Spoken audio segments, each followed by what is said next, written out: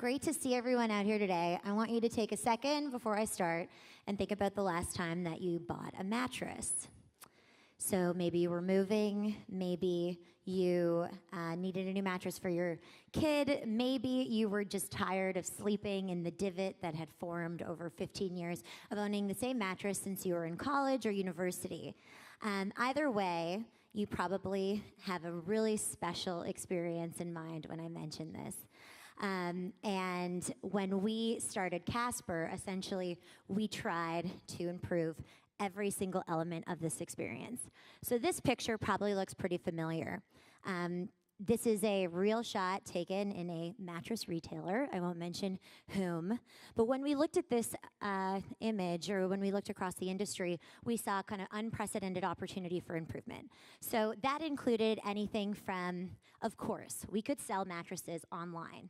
Of course, we could put a mattress in a box and make it easy for you to move. But what we actually wanted to do is revolutionize and disrupt the entire customer experience for the consumer and make every single step along the way better for you. So here we go. Okay.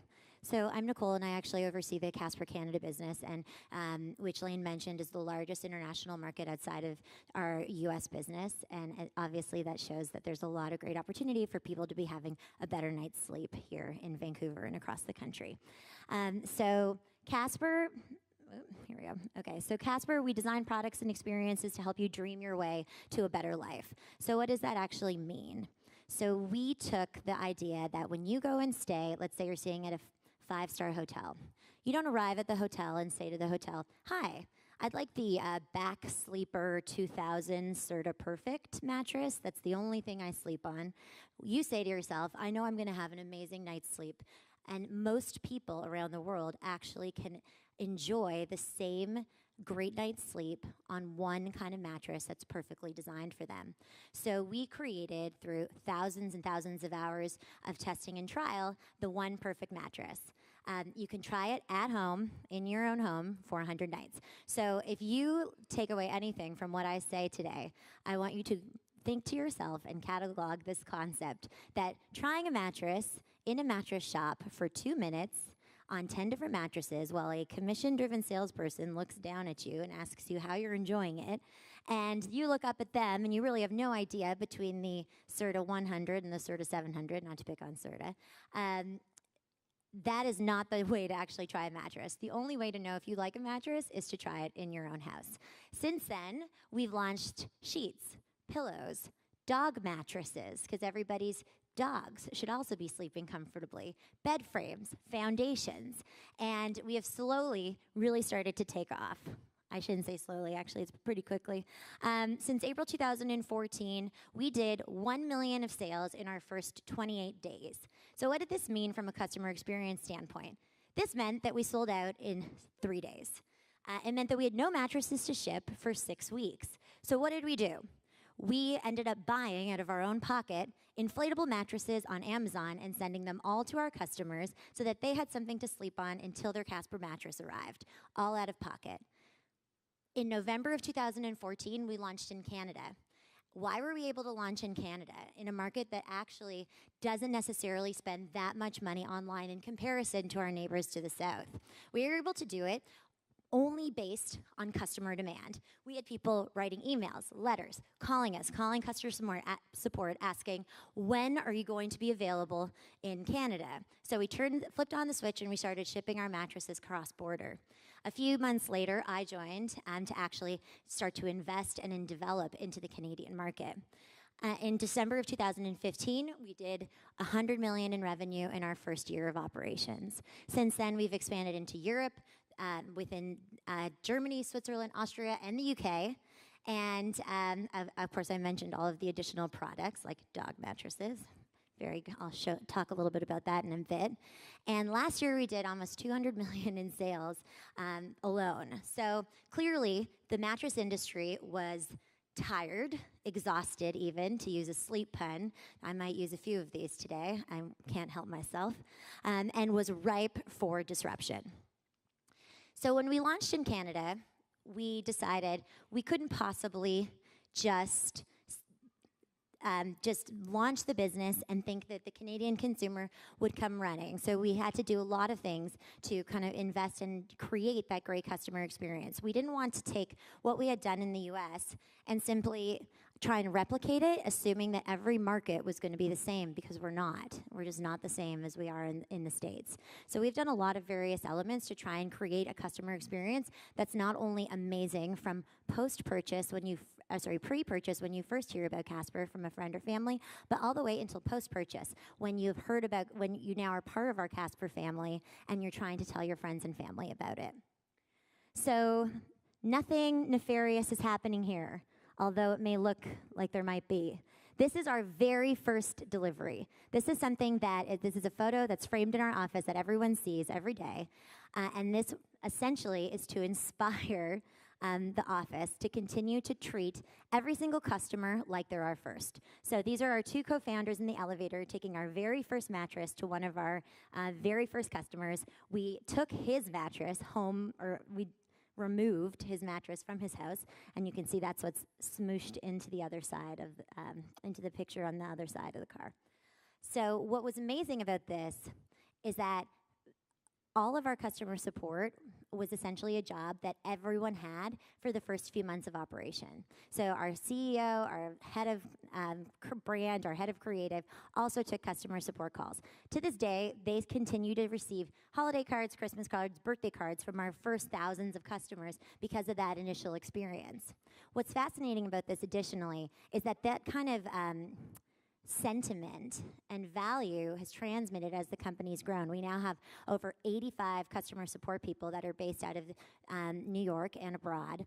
And those individuals, for example, if they hear that someone is 4 or 5 months pregnant, if they have a birthday coming up, they'll make a note in file and we'll send them a gift in month. So they'll get a baby package from Casper or something of the like. And this is something that has continued to permeate in our growth, both domestic and internationally. Again, reinventing the whole experience. So if you haven't seen a Casper box before, this is a Casper box being delivered in London during our first week of operations. Yes, we do deliver the mattresses in boxes on bicycles. They're about 90 pounds per box. I wouldn't recommend you bicycle it yourself, but a courier could deliver it to your home on a bike. This epitomizes the way that we try to think about everything a little bit differently. The mattress is in a box because mattresses are impossible to move around if anyone's tried to do it. It's very annoying, particularly in a city like New York or in areas where there are small apartments, tight corners. It's hard to actually get the mattress up and down the stairs. The mattress is foam, so it's compressed to be able to fit in the box to make it not only super comfortable, but also really transportable as well. And then every step from the start into the finish, we've thought about the customer at the forefront. I'm going to highlight a couple of other ways that Casper has tried to do things differently in comparison to a traditional big box mattress. So the reviews and referrals. If you've seen any of our creative that's in market, you would be surprised to know, or you'd be pleased to know, I should say, that to this day, a huge proportion of our sales continue to come in through referrals and social. This is free media. It's amazing to see. We get so many people that actually contact us whose friends, family, additionally have referred Casper to them. We have tens of thousands of videos online of people unboxing the mattresses because it kind of unfurls like a huge burrito. It's like this very delightful moment when you actually get to see the mattress come into fruition in your own home. I'm pretty positive that there was never an unboxing video of any, or an unwrapping video of any other mattress on the market prior to Casper, but we have a lot of really funny videos and celebrities who have actually done this, including Kim Kardashian, who almost broke our website when we sent her a pillow. We've had a lot of other wonderful people who have continued to support and share Casper, and I think that that's probably the thing that, as a business, we're most proud of, is that to this day, regardless of where we are, regardless to what city we're in, the majority of our sales are coming from, or a huge proportion of our sales are actually coming from referral. A great example of this is this odd spike I've had in Innovate recently. I think that someone in Innovate told everyone in their town that they love Casper, because now we're getting a lot of sales to Innovate in the last couple of weeks. And believe me, I haven't spent $1 advertising to that market yet, although perhaps that was a mistake. Another great element to customer experience, okay, everybody always talks about social, or they talk about, phone trees, or they talk about support, or they talk about 24/7 elements of access and interaction. The biggest thing that we did within Canada is we created Canadian infrastructure. Now, this may seem obvious to a lot of people in the room here, but there is a graveyard of failed American companies trying to enter the US because they don't invest in infrastructure within the Canadian environment. I'm sure if you look back at purchases that you've made over the years, whether or not they be on Amazon or whether other sites around the holidays, I'm sure everyone in the room has received a customs or duties fee, a package has arrived late, it's come cross-border, you've shipped something as a gift and your friend's like, thanks, I had to pay $17.99 to, Customs Canada. And with that experience, you instantly create a terrible first-time experience for a customer. So creating warehouses within both Coquitlam, so just outside of Vancouver, and also in Cambridge, Ontario, has allowed us to service the entire Canadian market in a really seamless and easy way. Finally, I will just highlight on a couple of experiences. So Casper invests heavily in experience. If you think about it, we're a disruptive force in the industry. We are changing the way people buy mattresses. Everyone here, probably, there's 50% of you would say that I wouldn't buy a mattress without touching and feeling it first. Fair. We have the 100-day trial. Take it home, sleep on it, see if you like it. But because we're new to the industry and we're changing the way that people shop, we have to invest in these really wonderful brand moments that allow us for people to see really who we are. So this is our nap tour. This went cross Canada, well, to a couple of cities in Canada last year. It's going cross Canada this year on a 150-year tour. It's going Vancouver, Calgary, Toronto, Montreal, and Ottawa, ending in Ottawa. And the Napmobile allows you to book a 15-minute nap, obviously free of charge. Come put your feet up in the middle of the day. There's a red phone inside every Napmobile where you can hear a bedtime story read by a lovely British man. He's very entertaining. And this is something that has allowed people to see that we are all about sleep and we are all about the experience, and it is solely for people to have a wonderful experience with Casper. This was one of the things we did in New York City. This is called our sleep-in cinema. So you could book a bed, have wine, beer, chips, popcorn, whatever you want, brought to your bed and watch a movie. So we did this at the Standard Hotel in New York City and also in Miami around Valentine's Day, around, I think it was Halloween, and a variety of other events. They always sell out super fast. We're actually doing them this year in partnership with the Juno Music Awards, in Vancouver, Toronto, and Montreal. So if you haven't yet, you can book your bed. I think they're almost sold out, but you can book your bed for an amazing night. And again, this is purely a brand play where we give people the opportunity to experience Casper and experience the investment we make in creating wonderful opportunities and wonderful trial environments for them. Finally, the dog bed. This is a photo of, I believe it's of Nellie, who's a very famous Instagram dog, much more famous than most Instagram celebrities, actually. So we had a black tie dinner for dogs to launch our dog mattress. We invited the top 25 Instagram dogs. So we had Toast. We had, we had so many Instagram dogs who walked the green carpet, of course, and had their photos taken. They each had their own personal chef that served them own personal waiter who served them Shake Shack poutine. And we had a string quartet that played Who Let the Dogs Out. So needless to say, they all loved their Casper mattresses. And what's been amazing about this is that investing in these kind of unique, funny moments for the brand where we take very seriously not serious things, and we are more lighthearted about about more serious topics, or at least we speak more lightheartedly about them. it creates a great interaction and interface for consumers to actually see who we are as a brand. So I wanted to just kind of run through a few of those examples. I think that you'll hear a lot of really great ideas from the panel today around how customer experience helps to grow and helps to mature and helps to maintain businesses that are predominantly in the digital space. So thanks very much. Awesome. Thank you. I actually just followed Wally while we were sitting there on Instagram, so pretty excited about that. Our next panelist is the Senior Vice President of E-commerce for Best Buy and leading total retail growth strategy and continued expansion in the online market. Please put your hands together and welcome Thierry Hay-Sabourin. Good, that's good. Thank you. Good afternoon. Awesome work, Casper. It's very inspiring to see your approach and how you revolutionize the mattress industry. Love it. So I got a few minutes to tell you about Best Buy. I don't have much time, so I'm going to walk through this fast. So Best Buy, who are we? We're the leading consumer electronics retailer in Canada. We operate the Best Buy brand and the Best Buy mobile brand, and we also offer 24/7 customer assistance online in our stores as well as in customers' home with the Geek Squad brand. We have over 250 million visits to our websites a year. That makes us the most visited multi-channel retail site in the country. Every given month, we have about 1 in 5 customers that shop online in Canada will visit bestbuy.ca, and we have about 50 million customers that walk through the doors of one of our 200 locations from coast to coast every year. About 80% of the population lives within 15 kilometers of any one of our locations.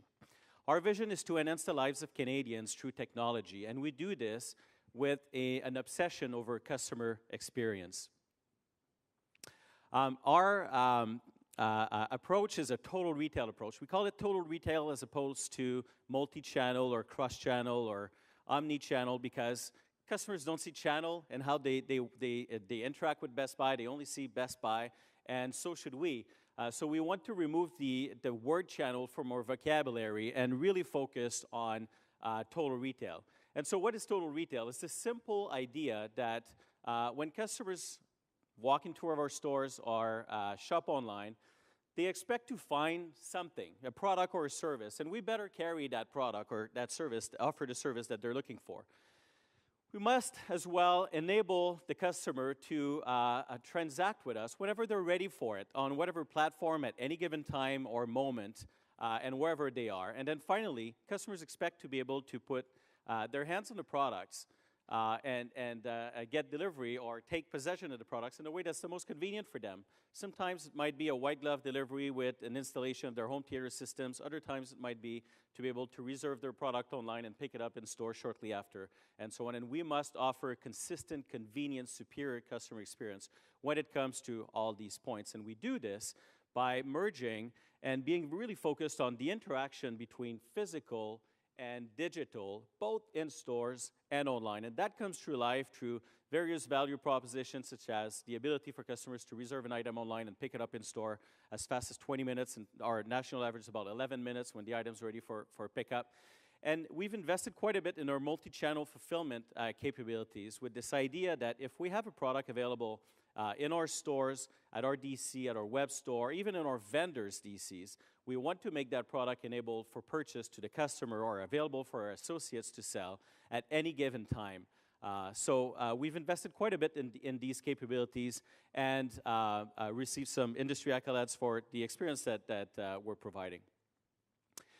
Over 2 years ago, when we consolidated our brands, we've committed to invest upwards of $200 million into improving our total retail experience. And for us, our total retail experience really starts with our stores. Our retail network and footprint is pivotal in how we deliver the experience to market. And a large part of this investment went into renovating our stores. But what's exciting is we've also created and launched last year 15 new, call it Experience 2.0, elevated customer experience prototype stores in about 15 markets across the country. We have several here in the Vancouver and the Lower Mainland. And these stores really bring a new perspective and a new dimension as to how we interact technology with interactivity at the store level to elevate the in-store experience. And we have several partnerships with some of our key vendors like Google and Microsoft that enabled us to bring their brand presence to a new level in the store through custom, beautifully designed shopping experience that really bring that interactivity and design to elevate the customer experience, where ultimately we have a seamless and unprecedented, unparalleled customer experience in our stores. And that comes to life with an example of this is the partnership we've announced in October with Google Canada, which is the first of its kind in North America, where we opened Google Shops in 14 of our newly renovated Experience 2.0 stores. And that's a great example of the high-tech vision that we have for the store of the future that brings elements of design, interactivity, technology in the store to reinvent the customer experience. Of course, we work a little bit differently than we used to work in the past. A lot of this is due to the people that work for us. We have over 1,100 people that work at our head office here in Burnaby. About half of that team works in technology in either e-commerce or IT. Our e-commerce team, for example, is about 250 people. It's growing. It's a very large team. We work in an agile framework, which is quite empowering for the team to elevate the customer experience, but through that process as well, elevate and improve the employee experience that we have in our stores, in the office. We believe that talents attracts talents, and we have some of the most amazing and brightest minds that work in our product teams in the office. 2 years ago, we've also launched this our new Be Amazing philosophy, which essentially asks our employees and empowers our employees to reach for a new gold standard in terms of customer service. And we do this by, it's quite simple, the idea behind this is essentially we ask our people to be who they are and just what they are. And at the core of this is we need to hire people that share the same values and obsession that we have to improve the customer experience, to continuously reinvent the processes that we have so that we can remove friction that exists for our employees, for our customers, and create superior customer experience for everyone. And when I think of Be Amazing, to me, this picture sums it all. It's a simple gesture from an employee that helps a customer when it's raining outside, but it's a powerful image that represents how we can elevate a new standard for customer experience in the future. So for us, it starts with customers. We begin with our customers. Customer experience is what it's all about. It's quite exciting to be at Best Buy right now. We have the focus and the energy and the enthusiasm of a startup, but we have the resources of a multi-billion-dollar multinational company to go and reinvent and elevate the customer experience going forward. So quite exciting times, and thank you. Awesome. Thank you, Thierry. That was great. So our final panelist is all about technology, startups, and making a difference for her clients at QuickMobile. As I said earlier, QuickMobile is actually the developer of the BCTECH Summit mobile app that you've all been using and loving. So please give a warm welcome to Sophie Collins. Thank you. Hi, everyone. I'm Sophie Collins, and I am an Enterprise Account Executive at QuickMobile. Now, as Lane mentioned, we developed the mobile app for this event, so I hope you've all downloaded it, and if you need any help with that later, let me know. And I'm here today to talk to you about customer experience and why service design matters in creating mobile apps. So you've heard a little bit today from Casper and Best Buy about the business-to-consumer experience when it comes to customer experience. But I'm here today to talk to you about something a little bit different, and that's the customer experience from a business-to-business perspective. To give you a bit of a background on QuickMobile first, we were actually founded in 2006 right here in Vancouver. Our office is that big black building just over there. You can see it if you walk outside the convention center. And we started as a software company, but we quickly realized that we needed to adapt to an event technology company in order to better serve the needs of our customers. Now, we work with the biggest brands in the world, the likes of JP Morgan, KPMG, EY, Deloitte, Chanel, Wall Street Journal, and many, many more. And the one thing that these brands have in common is their requirement for excellence in all aspects of their business. And this requirement for excellence is especially imperative during their meetings, events, and conferences, which is where we come in. Take this event, for example, the BCTECH Summit. It took a huge team over a year to plan. There's over 5,000 participants, 230 speakers, and hundreds of vendors, sponsors, and exhibitors. Each moment of this event is as important as the last moment, and it's going to be as important as the next moment. So we need to make sure we're there to support our customers every step of the way. Everything from the audio-visual, the temperature of the rooms, when the coffee is served, where the food is, how people interact. Each of those little items add up to create the overall event experience. Now, events take place over a finite period of time with a specific start and end date, which means that even being one day late in delivering our technology or taking a couple extra hours to respond to our customers' questions is simply not an option. We need to make sure we're there because if something goes wrong at an event, it's noticed. And usually the person that's to blame is our customer, the event planner. So we need to make sure we can take that little bit of stress out of them and help them plan a flawless mobile app execution. As a B2B organization, our end user is not the same person as our direct customer. So not only do we have to build a great product and a great app with no software bugs, easy to do, right? We also have to ensure that the customer is having a great experience. So the big question of today is, how do we ensure that we do that? Well, first, we need to focus on the needs of the app users. In this case, that would be all of you. Because each of you is the person that dictates how the event app is utilized at the conference. And you guys feed that back to each other verbally. You also feed that back to the planner through in-app feedback surveys. But beyond that, we need to make sure we're there for our customer every step of the way. And that begins at the very initial touch point when our customers visit our website, all the way through to their weekly calls with their dedicated customer success manager. And beyond that, we need to make sure we're there for our clients every single hour of every day, which is why our support team has the best service level agreement in the industry, always responding to our clients within an hour and usually within 15 minutes. And it's these items at live events that are truly imperative. And each event ends with a customer and account manager debrief, where we learn from our clients and figure out how we can do better for our next event. While it is our job to design a flawless customer experience, it's even more important for us to ask our customers what they need from us, because each customer experience is going to be different based on the type of customer they are and the feedback they receive from the users, people like you. So we need to make sure that their customer experience is relevant to their needs. And it's in building these partnerships with our clients that we're able to design that customer experience. Because at the end of the day, and at the end of each event, as you know, customers have a choice. They can decide which mobile event app company they want to do business with. The reason they choose us is because we understand their needs, we deliver a great product to their attendees, and we listen to make sure we're constantly improving. In a world where technology is consistently changing and evolving, while we realize that innovation is of the utmost importance, it is the customer experience that truly drives our business.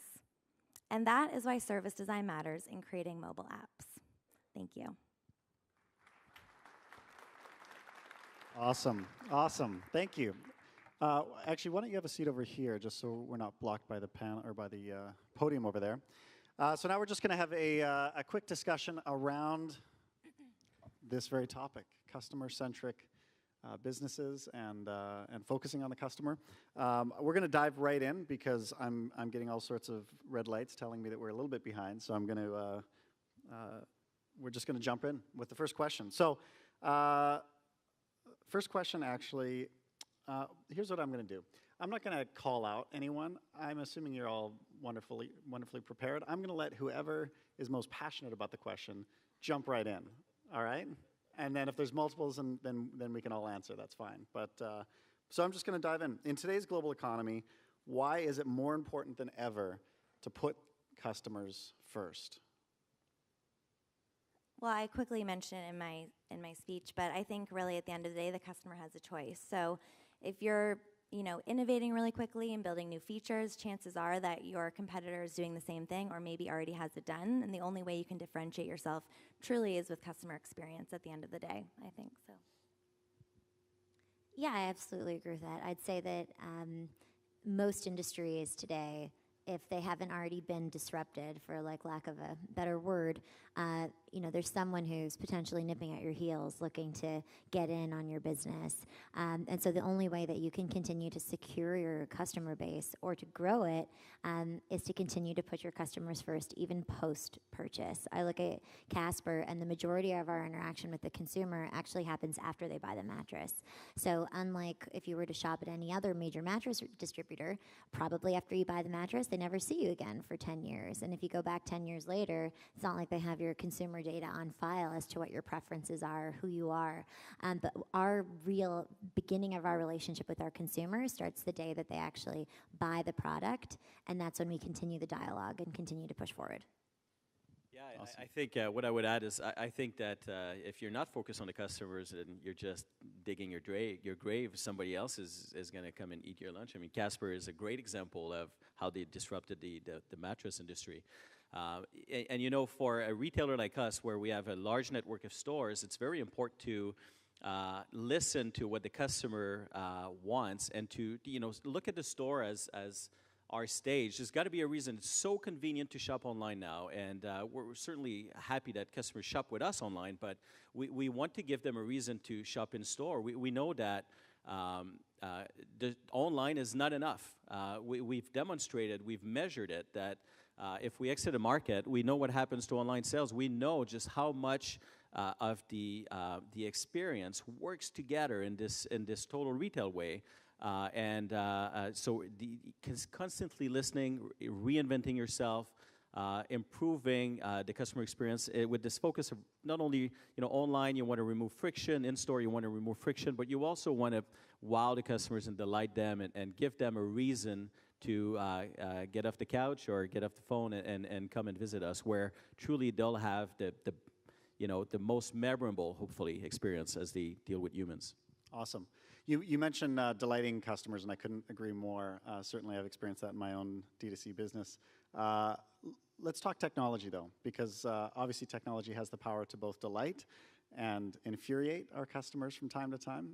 Does anyone you want to talk a little bit about either ways that you've utilized technology effectively, or even maybe experiences you've had where technology hasn't been enough, or maybe has let you down a little bit? I'll just say one thing quickly, and then I'll pass the mic. I think we've all had experiences with technology where it's been extremely frustrating to use it, and so that happens in retail or in business as well, or in how we build a customer experience. I mean, too often there's systems that are disconnected between channels, or a customer would have an experience in the store, and they'll call, and then we don't recognize them, or they'll call 5 times, and they need to repeat the experience, their story 5 times. And we're absolutely not perfect. This is a journey where we have a lot of work to do to improve, but this is where I think technology can be your friend as much as it can be your enemy if it's not integrated properly across all the different customer touch points.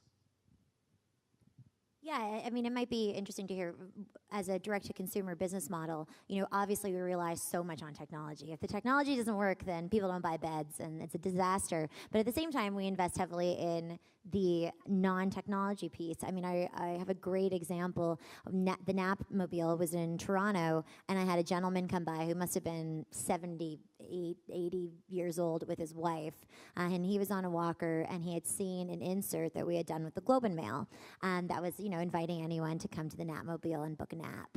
And he had read it, and he had come, and he climbed up the stairs into the Napmobile to try the bed, and then he wanted to buy the bed on site. So I called customer support on my phone. He put it on speakerphone, put it to his ear, and purchased mattress, sheets, pillows, the whole gamut. And without that kind of really wonderful brand moment or that touch and feel moment with the consumer, it doesn't matter how good the technology works. You have to create a relationship with the customer as well. Yeah, just to add quickly to that, I think at the end of the day, you can have the best technology in the world, but someone still wants to talk to a human, so I don't think that that's ever going to replace that. We're seeing in event apps, chatbots are coming up a lot, and I think that definitely helps the user when they're at the event and they're trying to navigate around, but at the end of the day, our customers want to be able to talk to someone on the phone or answer someone's email with a name. Yeah, so it sounds like that balance between high touch, personal experience, one-to-one, as well as using technology as an enabler to that is really critical. We've heard a few of the speakers today even throw around the M word, millennials, which drives me a little nuts sometimes. It's very negative. That was my, those are my peeps at Penguin for a long time. So, but let's talk a little bit about that. Generationally, we're seeing obviously some pretty significant shifts, some rapid changes in expectations around customer service and customer quality. What have you experienced in your own businesses, say in the course of the last even 5 years, around expectations as it relates to customer care, customer experience? Well, I'm definitely a millennial. I can't hide that.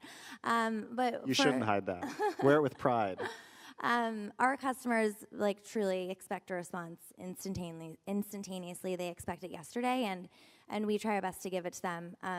The industry average for regular technology companies is 24 hours, and we consistently get back to our customers within 15 minutes, and it truly makes all of the difference in the world when they're deciding who they're going to work with next. Awesome. Okay, so I love this question because everyone always assumes that Casper is only purchased by millennials, which isn't true, but we love millennials. So I think what's fascinating about the millennial kind of space, and as also a millennial myself, I don't want to say anything too negative, is that if I were to ask this room of people, have you ever enjoyed buying anything? Probably all of you would put your hands up, whether or not it was a house, a car, a pair of shoes. Probably you would all have had a nice experience buying something. If I were to ask the same question, have you ever enjoyed buying a mattress? The neutral response would be far more weighted to an upper generation in age than to the millennial generation. Every other sector of society in retail has evolved the way that we buy it. If you want to buy a car, you can go on Auto Trader. If you want to buy an air conditioning unit, you can compare specs. You can understand value. If you want to buy a pair of shoes, maybe that has a little bit less logic to it, but you can get there with the reason why you want to purchase it. Mattresses, however, you go into a mattress shop and you'll end up spending more because we all know that sleep is important. So if someone tells you, this bed, Nicole, I know it's $300 above your budget, but it's way more supportive. It won't hurt your back. You're going to say, okay, I'll buy it because sleep is really important and we spend a third of our lives on beds. Millennials, however, have a little bit of I don't want to say a higher, but a slightly more elevated bullshit detector for that kind of stuff. Excuse my language, sorry. And they are more suspicious naturally of that engagement. So they want transparency and they want speed and they want accuracy and they want explicit reviews and comparisons, the way that they shop for toilet paper on Amazon. They want to understand all of the various pieces a lot more clearly. So we have a much higher need to provide that kind of level of information. However, with older demographics that we work with or that we sell to, which honestly represent the majority of our sales, we over-index, of course, the millennials, but the majority of our sales are outside of the millennial space. It just requires a higher degree of touch and feel. So millennial may require 3 to 5 touch points with your brand before they purchase, and someone who's 35 to 45 or 45 to 65 may require 7 to 12 because they have to understand all of the various value props as to educating the person to actually feel comfortable with making a major transaction and purchase online. So, we try to think about each market a little bit differently and address the needs of the specific segments in a really clear and meaningful way. I don't know if it's millennials or not, but to me, what's fascinating and challenging, and it's not so much generational as I think it is the fact that there's no more barriers, between anything. We're so connected now, and the expectation is set by best in class, and then everyone else is measured against that best experience that you've received. So a simple example is Google is the gold standard for search. So if you go on a retail site or anywhere else and you use a search engine, you compare that to the experience that you have on Google. And so good luck to keep up with the level of investment that Google's making to maintain the accuracy of their search engine algorithm. And that example can be replicated everywhere. It's look at what Uber did to the taxi industry, and just how simple and convenient it is. That becomes the standard. If you don't live by the standard, if you don't accept, make it easy for me to pay, then you're obsolete. And keeping up with that is the real challenging. I think it's probably what's most challenging for organization is this pace of change, and the pace of innovation and the speed of technology has never been this fast before, but it's never going to be this slow again. So you need an organizational culture and structure that allows you to keep up with this change and continuously accelerate that pace of innovation. Yeah, the acceleration is obviously a major issue, and it's a big advantage for smaller companies than some larger companies, and obviously larger companies are having to find ways to innovate around that. But not being able to keep up obviously is a big pitfall. And so I guess one of the final questions I'd like to ask is from each of you, because there's obviously a lot of different size companies, a lot of different types of companies represented here today. What are some pitfalls that you see or have seen? You don't need to use words or vulgarity, Nicole, but I'm just joking. I got a note here. We would prefer the word bull poop or baloney next time. No, I'm just joking. I swear, actually, more than I'm sure all of these people combined. All right. Well, let's talk a little bit about pitfalls. Pitfalls that companies fall into, challenges that they need to be aware of. Some of those areas that maybe a company who knows they're a little bit behind the eight ball as it pertains to this growing sentiment, this growing expectation in terms of customer engagement. What are some things that companies need to pay attention to? What are some things that companies can do in order to increase loyalty and increase their relationship with their consumers? It varies based on the size of the organization. The pitfalls are going to be different, but I mean, you can't ignore the need to listen to your customers, and so there's different ways to engage, to listen, and there's different ways to do it in the digital space and in person and whatnot. But you want to make sure that you got a pretty good structure to get that feedback into the decision makers and the teams that will make and implement changes based on what customers are telling you. I think that if you have if you don't set up your network to listen, it's going to be very challenging. And then for an organization like ours, one of the we can see it with and we faced that problem before, is if you have organizational silos that doesn't have this communication between teams, or we're not aligned against this one objective and going after it, then you quickly become in a state of you're almost paralyzed, and you will quickly be passed by smart and innovative startups. Awesome. Yeah, I absolutely agree with your point. I'd add one other additional thing. I mean, for a company like Casper, although we lead the industry in this space, there was so much room for improvement within the mattress market that we, have been quickly followed in by a lot of brands that try to look and feel a lot like ours. And so the way that we stay ahead of that is by continuing to focus on customer support, customer experience, and product. So, we invest more in product innovation. We probably invest in much in product innovation as some of the publicly traded mattress companies out there.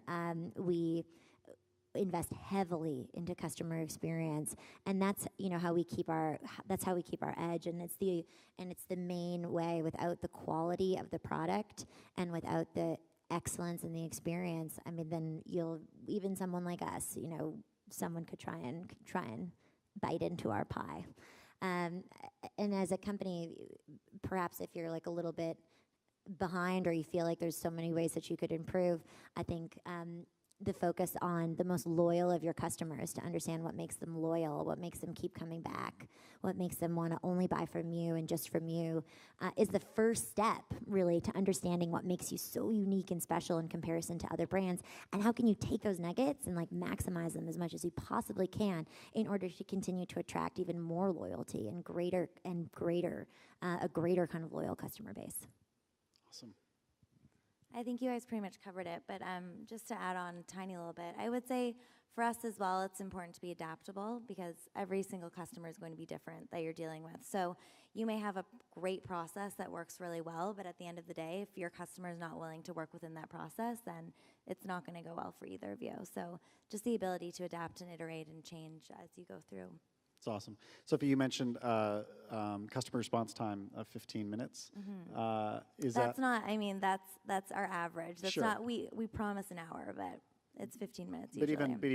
even an hour, you know, it was not that long ago that please expect a response within the next 48 hours. You know, one of our representatives will be with you. That doesn't work for us because their event's over. So you It's can a little respond to awkward. them, but they're never going to respond back. Fair enough. Fair enough. Yeah. What are the others? What do you guys typically expect or hope for in terms of response times, and how important is that? Yeah, our response times on social are almost immediate. And so if someone, messages us or DMs us, we have a team that responds right away. Within CX, it all depends on call volume, but we get back to people as soon as we possibly can, or we take their call right away. And that's in multi-language because we obviously have French and English support in Canada as well. But same to your point, if we waited a day to get back, then that person's gone and bought somewhere else. Like, it's just too late. So there's different ways to engage with us. When customers call us, I think that the average, our SLA is something like 30 seconds. We want to pick up the phone. So that is a vast improvement over what it used to be. And then we've also completely changed our approach to our call centers. To use this as an example, where our staff is really incentivized to solve the problem right there and there on the first call, as opposed to putting the customer to this infinite loop of, you have to call back, tell your story again, and so on and so on. So A lot of empowerment. pardon me? A lot of empowerment. A lot of empowerment, yes. I would say, too, as well, that, your question is specifically around response time, but if you think of customer service and customer experience, it's how you set the expectation is also very important, and your customers are going to judge you differently based on that. So if you take a Costco, for example, nobody expects to Costco and walk in, get a parking spot, go in the store, and you have to turn around, and it's a clean store, but it's not as delightful of an experience. But it is delightful for their customers because that's what they expect, and that's my point. And you can get 400 pounds of dog food. That's right. Yes, which is amazing. If you have a dog. And red peppers. Yeah, definitely. All right, so one final question. I want you to each think of one word that you think describe. I know there's a bit of a curveball, but it's fun. Keeps it interesting.